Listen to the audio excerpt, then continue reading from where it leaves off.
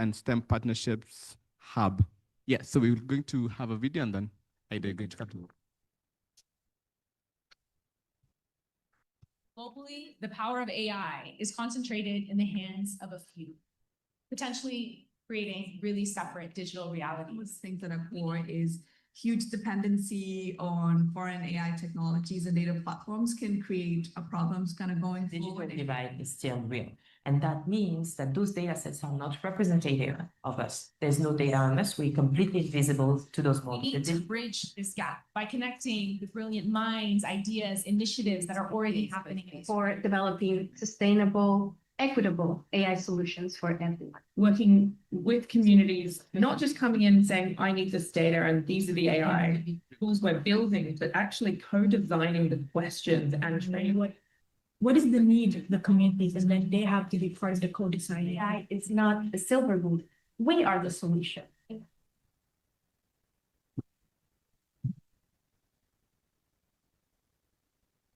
All right. Good afternoon, everyone. Why is the energy so low?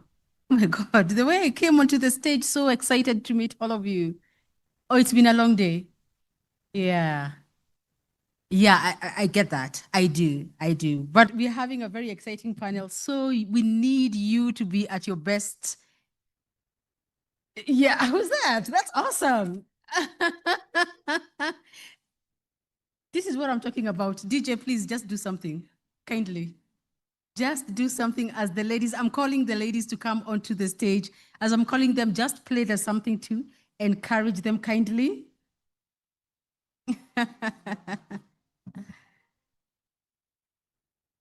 That's it. Okay, ladies. Welcome to this session organized by the GLF AI Hub and the Women Leaders in STEM. My name is Ida Nganga, and I've already been introduced, but I am very passionate, not only about AI, but about impact, about making tech make a difference. Not just talking about tech for tech's sake, or talking about the next big thing, but just making sure that we know that it's going to really help someone, as opposed to just pushing the tech to them. But we are going to be having someone answer that question right on today's panel, so do not worry. But in this space, we are going to discover how African-led AI and tech solutions are reshaping agri-food systems to be smarter, more inclusive, and adaptive to today's challenges. Earlier today, we asked how many in the room or online have at least one AI app, isn't it? That question was asked, and everyone said yes. Okay, now the thing about AI, you don't know. Even if you said no, you probably don't know. Because there's something and this is the kind of teaching that we want to take onto the ground. Not for only women, but for men, for everyone, we're going to be inclusive about it. It's about the technology. You need to understand the technology. And if something is tracking your every movement or where you go and shop, that's AI. Are we together? So those are very, very simple things that you're using. Everything is AI enabled. I think I can tell you that for a fact. I'm not seeing anything that's not AI enabled. I am an innovator myself. I come from a background where I did create an IoT innovation for smart agriculture. I won a huge award, an EU award. I was young, but I actually didn't know what I was doing. But I won the award just because of how I presented the solution. Are we together? It wasn't, there's very, very smart, many smart people on this earth. But is the solution really geared to the target audience? Are we together? I knew the target audience so well. I knew the pain point so well. It was like me. It was like building for me. Are we together? So this is the kind of thing that we want you ladies and gentlemen to understand. And the ladies that we're going to bring on the stage today, oh my God, they didn't come here to play. They are going to tell you the truth about not only what they've experienced, but what they're doing right now.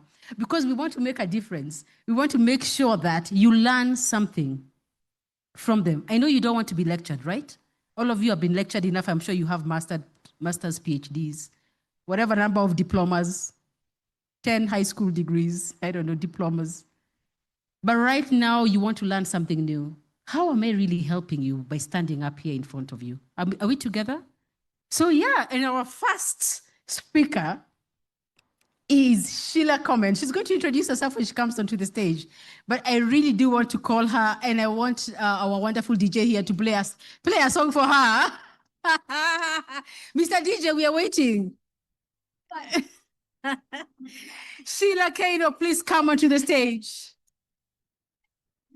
Hey, guys, let's wake up! Wake up, stand, guys. Hey, a bit. Let's jiggle it a bit, jiggle it.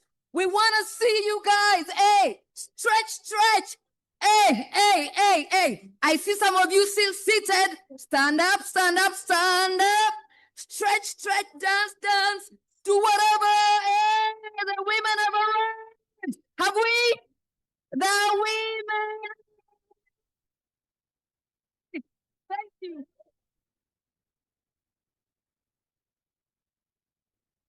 Next is Chido Sinochiwe. Chido. Wonderful. We have Esther Miner, geospatial developer Esther Miner from Kenya Space Agency. Kindly join us on the stage. Yes, Mr. DJ, please don't forget her. Give her a dance as well. And last but not least, we have Mary Afram. She's online, and she is not only online, but she does bring the energy online. Can you see her? Oh, that's wonderful, Mary. All right, let's give a warm hand to all the ladies as they sit down and we welcome them. That was amazing. Okay, I'm a bit hot though. I was wearing too much. I was wearing too many things today. But that dance by itself, okay, it's actually even good exercise to stretch. So thank you for that. Not only for you, but for us as well as organizers, we do really need positive energy as well. We do. It's not just, yeah, thank you. That's it.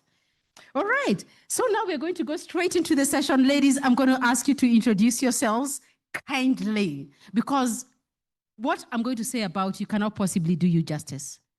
What I'm going to say about you is scripted, but I want you to just tell us exactly who you are or who you think you are. It may not be who I think you are, okay? All right, let's start on our far right with Madam Sheila Kano right there. Please go ahead. We can share a mic. Okay.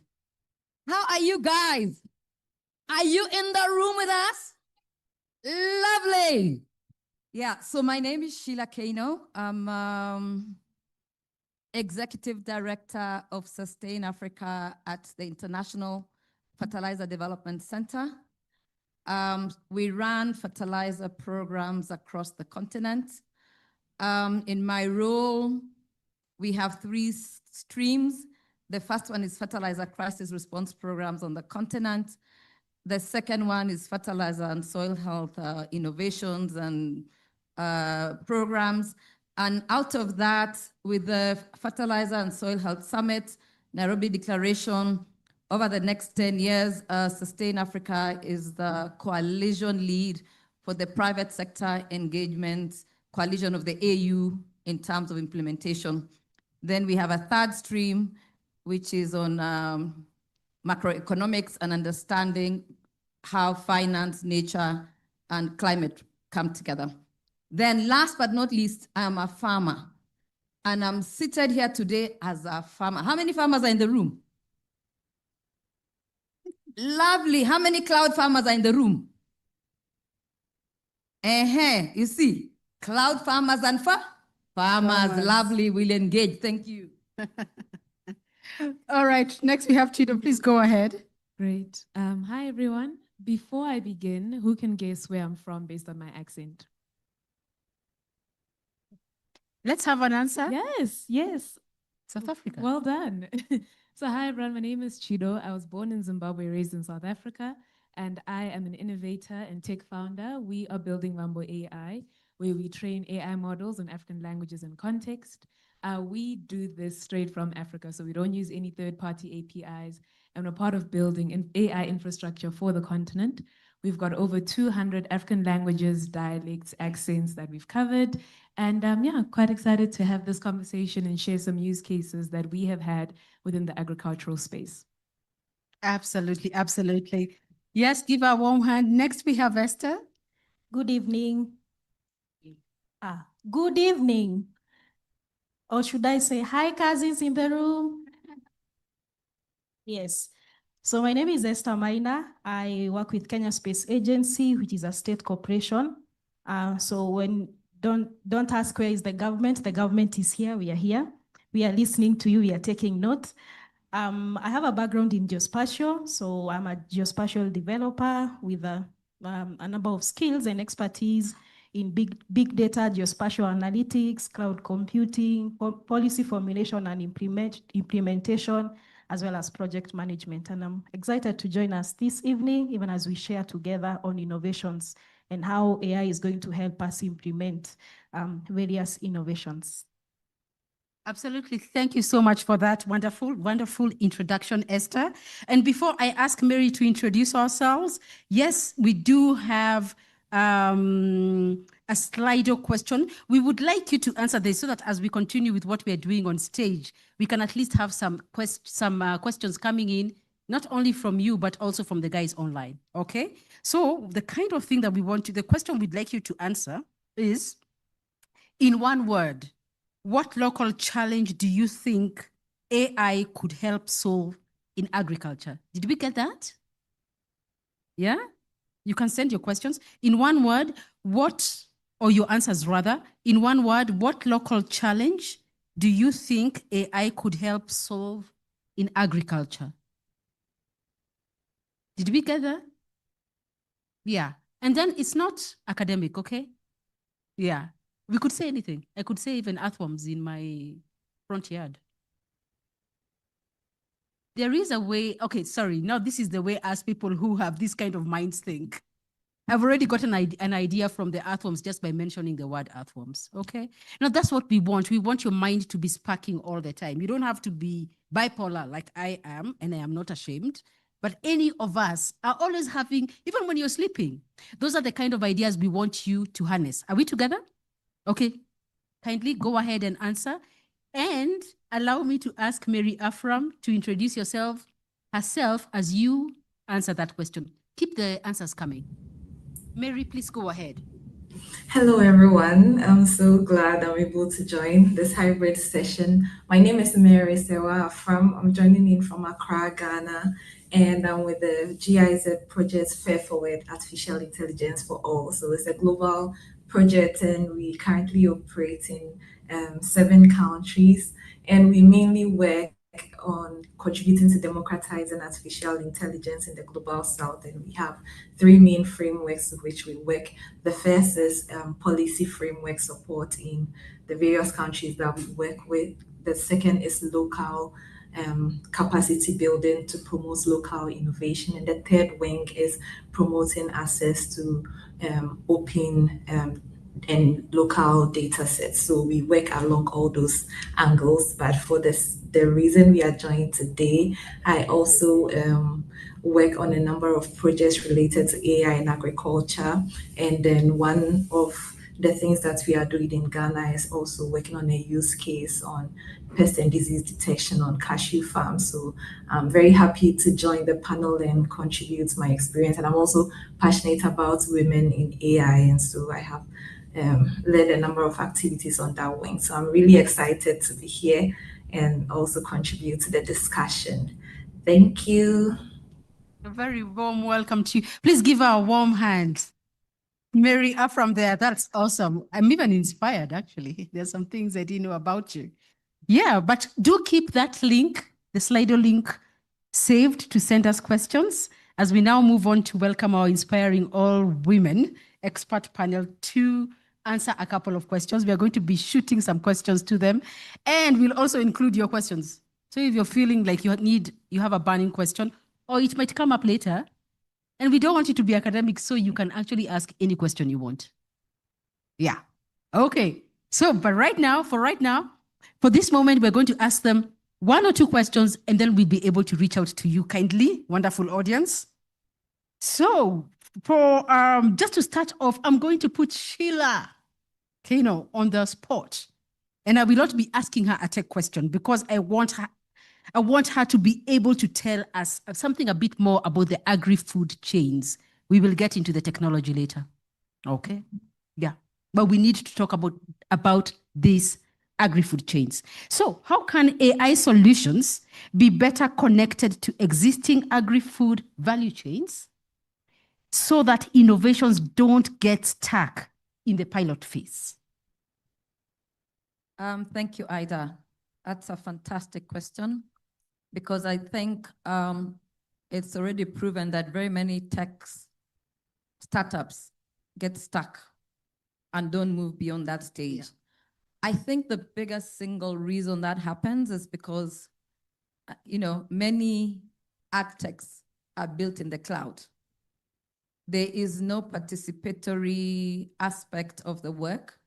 So people are building illusions and castles in the cloud and imagining that we, the farmers, are going to use those technologies so that by the time they come to us, it just doesn't match with what we need. And the problem with that is that then when other agtechs come that can actually resolve some of the issues we have as farmers, we're not interested because too many agtechs come, too many solutions, you listen, and someone is trying to tell you how this can be a solution for you, and you ask them, so on that solution of yours, which farm did you apply it on? And then you find people are cloud farmers. They have this vision, they have all these decks, dashboards, but kwa ground vitu ni tofauti. What I mean is on the ground, things are just different. The farmer does not connect because you did not involve the farmer. So when you're building technologies, please, please engage with the grassroots, engage with the farmers, engage with the value chains. If it is a supply chain technology, please deal with the SMEs in that value chain. If it is a farmer technology, please do the same. You had asked a question to the audience. For me today, in terms of soil health, in terms of crop nutrition, protection, the biggest challenge we still have is we don't understand our soils. Our soils are degraded. How can AI, and I'm asking the architects in the room, I'm a farmer, I don't do tech. I conduct orchestras and I get, programs from A to Z, but I'm not the tech in the room. How do we ensure that today in Africa, we are able to tell how our soils look like, what the real solution is, be it in terms of pH, be it in terms of nutrients, what macronutrients are missing, what is needed. If AI can solve that issue, we will overcome the challenges of soil health on the continent because we know over 65% of arable land on the continent is degraded. So if someone in this room can take up that challenge and come up with an AI solution that fits in that, take it to the farmer. I'm a student and I really love Norman Borlaug. He said, solutions don't stop at peer-reviewed stage. Take it to the farmer and work with the farmer if you intend to take it to the farmer, because if the farmer can't use it, then you'll have wasted a lot of time, resources, your own time, your own energy, because if we can't use that solution, then it is of no use. So work with the farmers, participatory tech, AI, and all at ground level is what I think is key. Thank you. Okay, guys, you need to give a warm hand for that. Seriously. Okay, I felt that. I do, because I'm in tech and I'm very much in AI. But you know what she said is so true. And it takes me back from the very beginning when I mentioned that IoT solution that we built, and I actually won because of how I presented the solution. But later on, I do agree, but that we have gone far away from who we are building for. I know that's true. And we said we're going to have an authentic conversation today. So all of us here and online know that that is a fact, that people are building tech just for the sake of tech. We will come to that question in a minute because we are going to throw that to Chido. Two techs are here. Yes, we are going to throw that question to you. But first, let's allow Mary to answer and support you on this kind of view that you have so that we can be able to know how exactly we can ensure that AI tools meet the actual needs of farmers other than just the technology for technology's sake. Mary Afram, are you there? Oh, yes, we can see her. Yes, I'm here. Yes, so I'll just share a little story about our AI for Agri project that we are currently working on. I and my colleague, we are based in Accra, but then most of the cashew farms in Ghana are in the northern part and then the middle belt, the Bono region. So at the inception phase, we had some stakeholder engagements in Accra, and then yes, those from the Ministry of Agri, they shared their inputs here, so shared their input.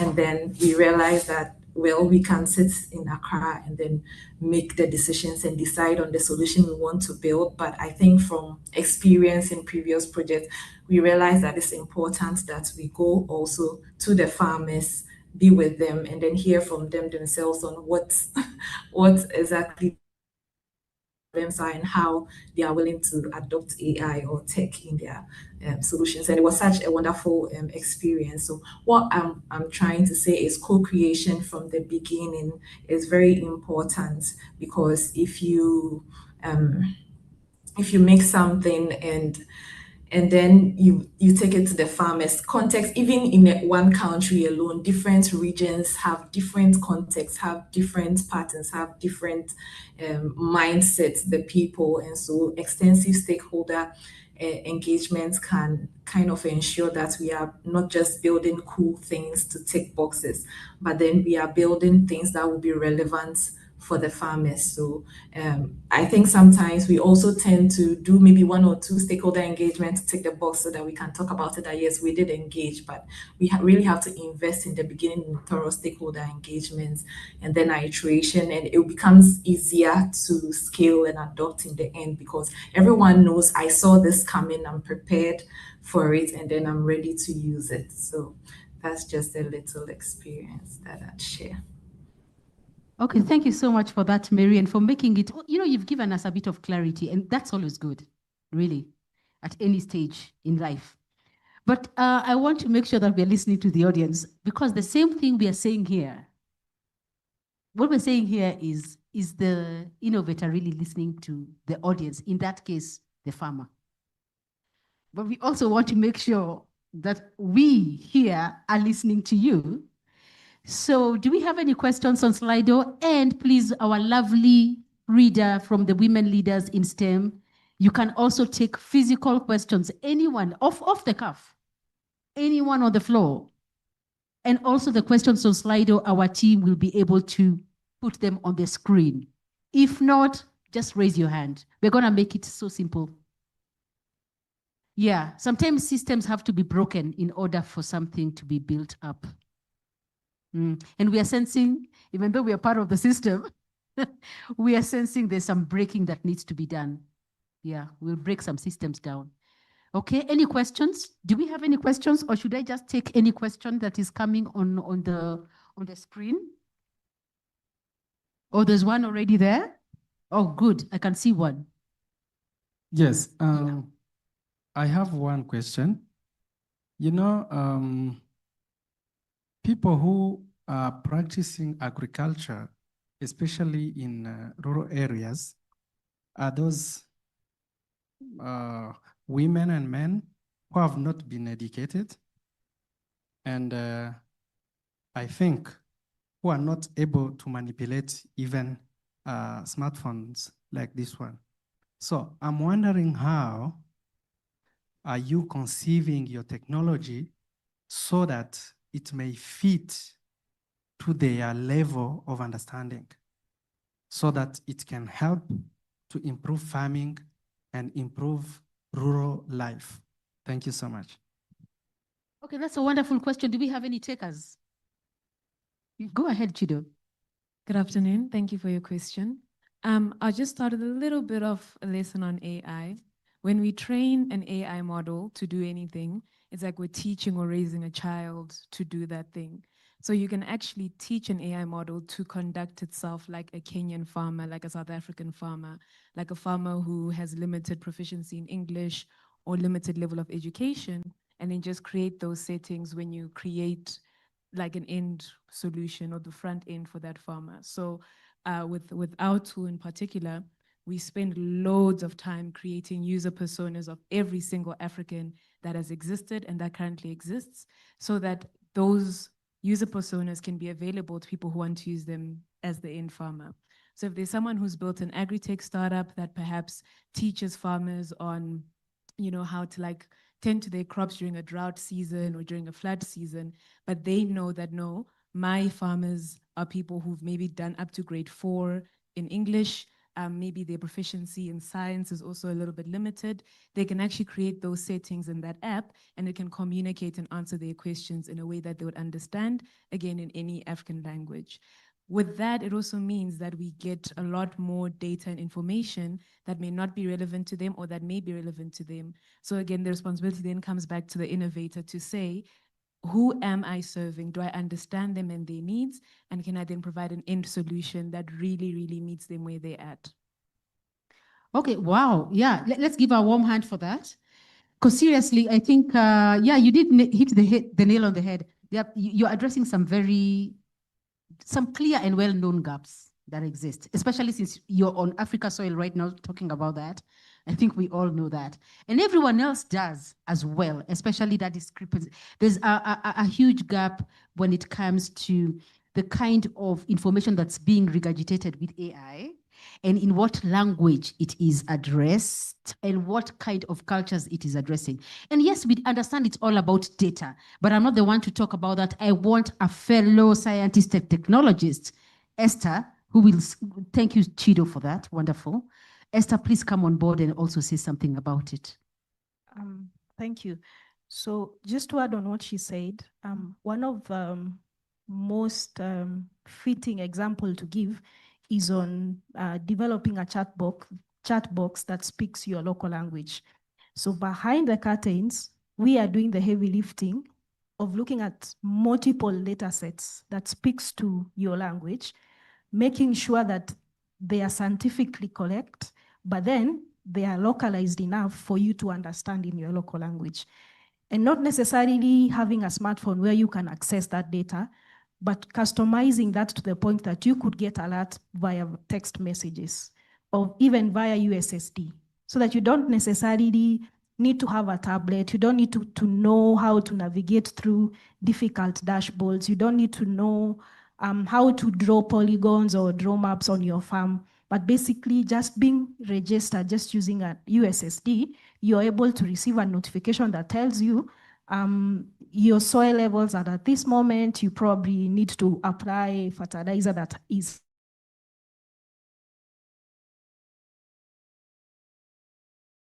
a lot of scientific calculation, a lot of scientific manipulations happen, but now localized to the end users to the point that they can be able to receive those insights in their local language, number one, and in simplified manner that they can be able to implement in their homes.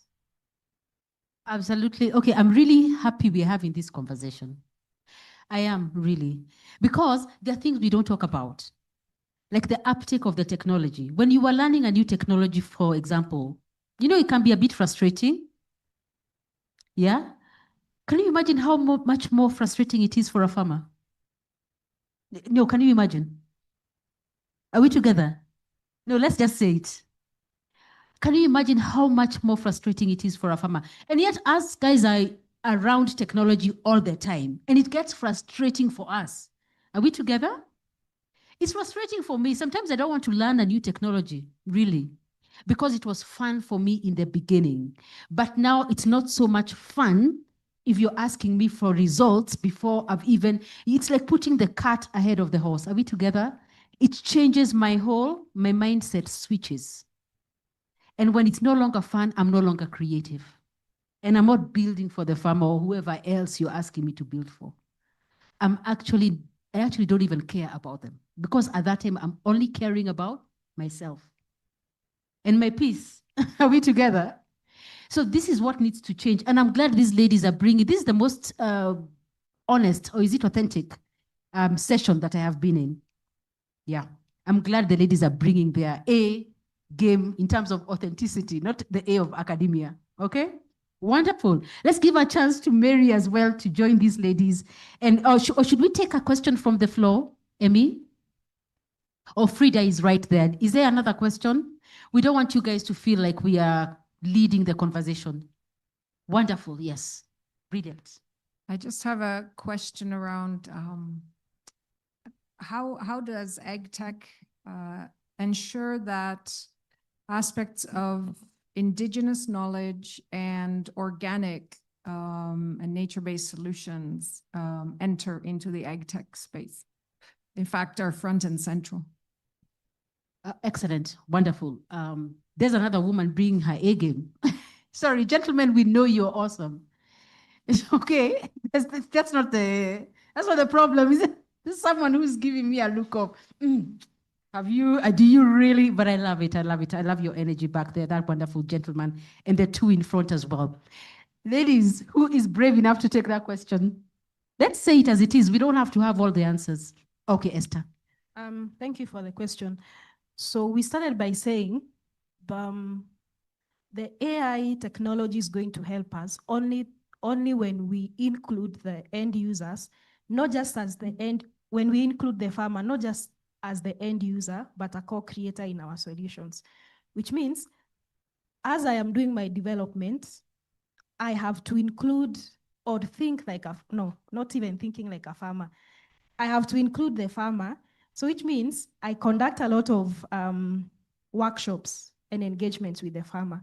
Number one, to understand what exactly do they need.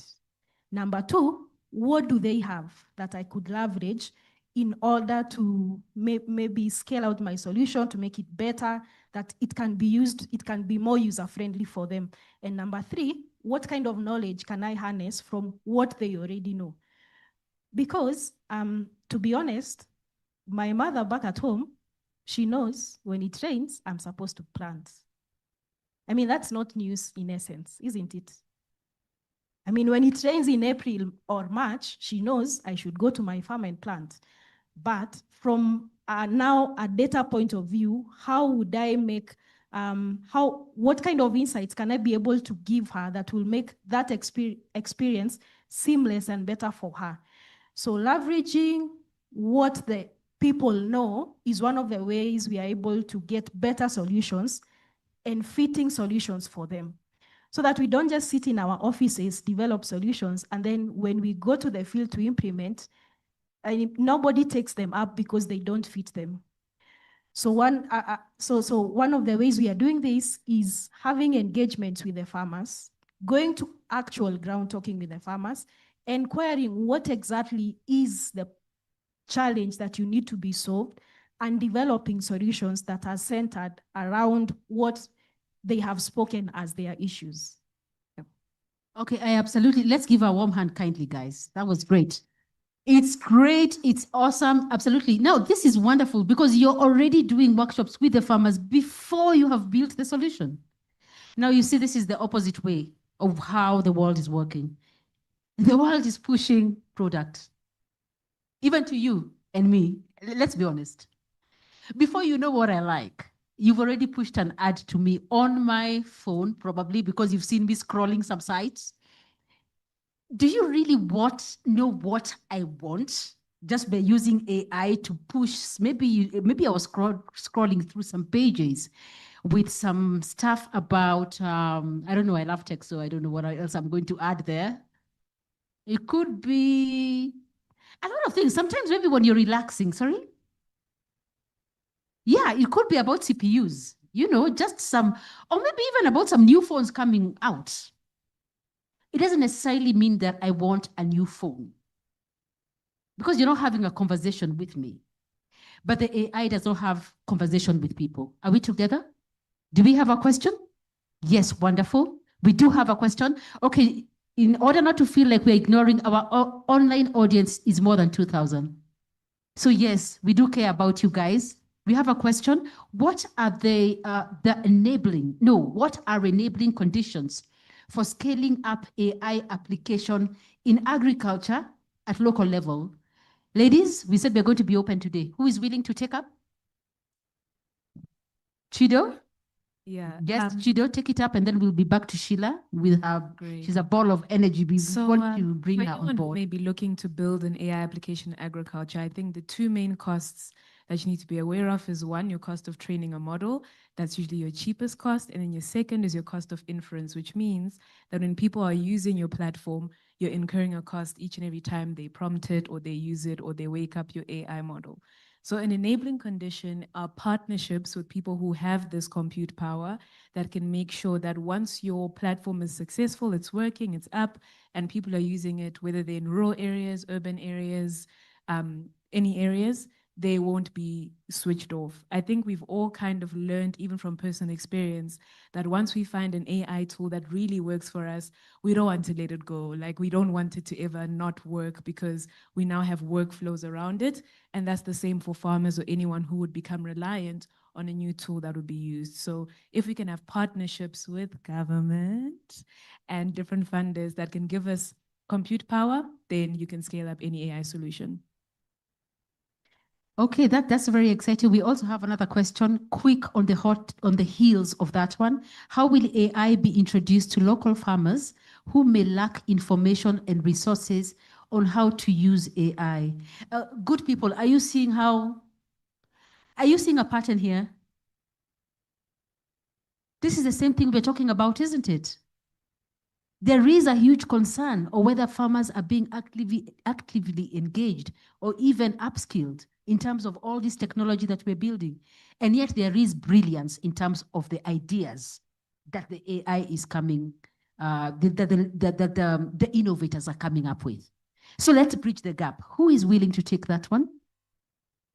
Sheila, you're saying you're going to be brave enough. Go ahead.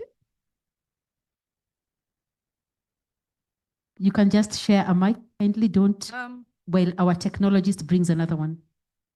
I'm pretending to be this tech guys, but allow me to answer. It's in a similar way, I'll just liken it to a farmer. When we farmers grow produce without understanding the market, we get stuck with the crop. Very many of our tomato farmers, we found tomatoes rotting, we found onions rotting, potatoes, name it. Because many of us follow the wind, right? We've seen quails in Kenya. We've seen from quails, what is the latest fad right now? Dragon fruit. You know, you cut my drift, right? At some point, everyone had quails. I don't know, the eggs were magic. Then they moved. Now we are, at some point, it was, I don't know, cucumbers or I don't know what. It's the same thing with these technologies. If people just follow and develop technologies without thinking of how they'll be utilized, that is what the farmer faces when farmers grow without understanding the market. How do we get AI to be integrated? The best way, let's be honest, is through the education system. The youth are the future. The youth of today are farmers who are, you know, whenever we go to conferences, the youth always tell us, we want the slay, we want the sexy, we want to look cool, we want the cool in agriculture. No one wants to be boring and dirty. The youth of today want to be able to go to the farm in a white shirt and leave the farm in their nice boots, their white shirt, their jeans and their Stetson, you know, hot, and their nice earrings like me. I go to the field like this with my nice earrings. Must look nice in the field. The youth want that. They want the cool. They don't want ag that looks dirty and poor and all. And that's not what agriculture is. It is the cool. So to be able to do that, it has to be ingrained into the education system. And we need to promote this with ministries to ensure we embed into, actually, what's the ag? Do we still have agriculture classes in school? Is there tech within the system, within that syllabus? That's where it comes in. We can't expect our grandmothers in the village to today use AI, and the parents, but their children can bring it to the house, right? So we need to be very proactive in ensuring the education system captures and brings new learners so that they can move in with this new technology. And that's how you bring the selfie generation into ag with AI, because they understand it. Within 3 days, someone is born there, they know how to use the phone. It's the same thing. And we must be deliberate. We have been told we have very few minutes. Let me hand over the mic. Thank you. As you hand over the mic, because of those few minutes, I'm going to ask you to a very different question. Kindly. This one is burning. It's burning online. It's really being highlighted by our men, our ladies and gentlemen online. Okay? Thank you so much. Sorry. Mary, please go ahead. Okay, I'll make it quick. It's just a complementary answer to the answer already given. So sometimes we must admit that no matter how you engage farmers, prep them, sell ideas to them, some are just not ready to add any new knowledge on how they are using their feature phones or how they are using their smartphones. They are not willing to. So another angle to look at it is the fact that the farmer does not need to hold the have to man the technology to be able to get the effects or the advantages or the productivity that stems out of it. So in Ghana, we have extension officers who are from the government who do periodic routine checks on farms and advise farmers on what's going on with their farms. So one other angle is equipping these extension officers. So if it's about drone technology, they already giving advice to farmers on what is going on their farms. If they have drones and they can use it to detect diseases or predict yields, then through the extension officers, it becomes a complementary effort to what is going on already. So we also have to admit that we can't force technology on everyone, but it doesn't mean that people who are not willing to learn maybe new technology should be left behind. So that's just a little thing I wanted to add. Okay, thank you so much, Mary. You've even already answered the question which was coming up from the online audience. Okay, I love the way that there's a lot of connection in this conversation, and that's why we like having conversations. You see, because it prompts someone to go with the same kind of, line of thought, and yeah, it's already coming out, so why be stopped? But since in the interest of time, yes, I know our beautiful audience would like to see us here gracing your stage every day. Yeah, we know you want us to be here every day, but we can't. We've got other places to go. Anyway, you'll see us. We are hoping with the AI Hub, because the AI Hub, the GLF AI Hub, really, really is amazing in terms of the big dreams, you see. And the dreams are supposed to be co-dreaming. So you can't dream alone. Okay, this is not where you dream alone, guys. I know you usually dream alone, but I'm sorry, when you're building a future, you cannot dream alone. You can't. What future are you building in your dreams? Which one? For you and your who? Okay. That's what we are saying. Here we are building together. And the beautiful ladies, yes, you will see them. You see they are smart as well as gorgeous. That's what we are bringing here, the A game. DJ, kindly play us some music. As we send these ladies off with a warm hand. We only have 2 minutes, but one word from each of you, just to take us home with some very good, impactful kind of energy or even learning, anything. It's open. We start from the far end and we come to the very end, ending with Esther and Mary online. Thank you. The youth are the future. Let's build technologies that the youth can take up. And as Mary actually said, there's a lot of tech that can be used without directly working with the farmer. There's satellite technology that can actually predict weather patterns and crop harvest. Let's make use of those and figure out what we can use at the macro level and what we must be able to work with the farmers to enable taking it to the farmer and not to the shelf. Thank you. For me, I want to say AI is here, but AI is ours. It's not theirs, it's ours. So let's all collaborate Again, we've got data, we've got languages. If you want to build something, let's do it together and let's do something great for our continent. And sure, the government has not been left behind when it comes to AI innovations. For example, I don't know how many of us know that Kenya already has an AI strategy in place. I don't know. So there is so much happening on the back end, and you can look at the government in terms of an enabler that is creating an environment where you can be able to innovate and build a business case. As far as data is concerned, for example, at Kenya Space Agency, we have a lot of data in terms of satellite data, historical data that you can leverage in terms of your engagement if you're looking into data analytics. So let us have those conversations over coffee, over tea, and let us know where we can support each other so that at the end user has something substantial to work with and that is impactful. Okay, I'm very excited. Well, I'm glad the government is opening its portals. We also have Mary, kindly, who is going to also give us her parting shot. Yeah, I would also say that AI is for all of us, and as Africans, let us be concerned about being included in solutions that are built. Let us be concerned about also producing data that can also be used in developing solutions for ourselves. Absolutely. Mary, we can't feel your concern. You know, energy doesn't only have to be loud, okay? We can tell that you're very, very concerned. We love it, okay? So ladies and gentlemen, kindly allow me to send the ladies off the stage. We will be back, and we assure you we will be back with a bang. Thank you.